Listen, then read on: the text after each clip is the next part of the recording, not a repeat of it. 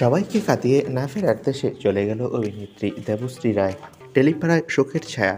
বিস্তারিত জানতে ভিডিওটি শেষ পর্যন্ত দেখুন, আর আমাদের চ্যানেলে নতুন হয়ে থাকলে সাবস্ক্রাইব করে পাশে থাকা বেল আইকনটি বাজিয়ে রাখুন।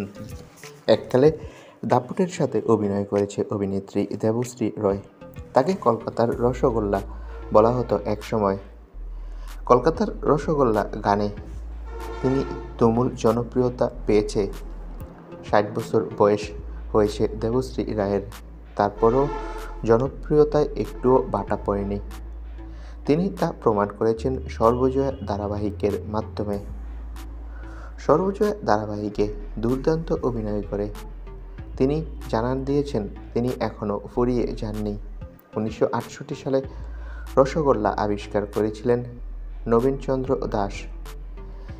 স্ত্রীর আবদারেই এমনটা করেছিলেন, আর বর্তমানে সেই মিষ্টি বাঙালির অন্যতম প্রিয় খাবার। অভিনেত্রীকে কিছুদিন আগেই এই বিষয়ে সাক্ষাৎকার দিতে দেখা গিয়েছে। অভিনেত্রী জানিয়েছেন তিনি রসগোল্লা ভীষণ পছন্দ করেন। তাছাড়া তিনি নাকি একসাথে ৪-৫টা রসগোল্লা খেতে পারেন। অভিনেত্রী বলেন, আমার খুবই ভালো লাগে রসগোল্লা খেতে। তবে এই অভিনেত্রীকে নিয়ে গতকাল একটা গুজব রটিয়ে পড়ে। সকলকে কাঁদিয়ে নাকি না ফেরার দেশে চলে গিয়েছেন দেবশ্রী রায়।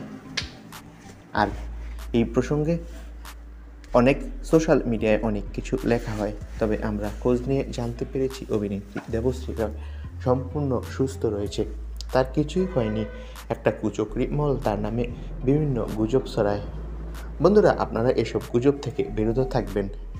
কার কার দেবশ্রী রায়ের অভিনয় ভালো লাগে কমেন্ট করে জানান, আর আমাদের চ্যানেলটি সাবস্ক্রাইব করে রাখুন।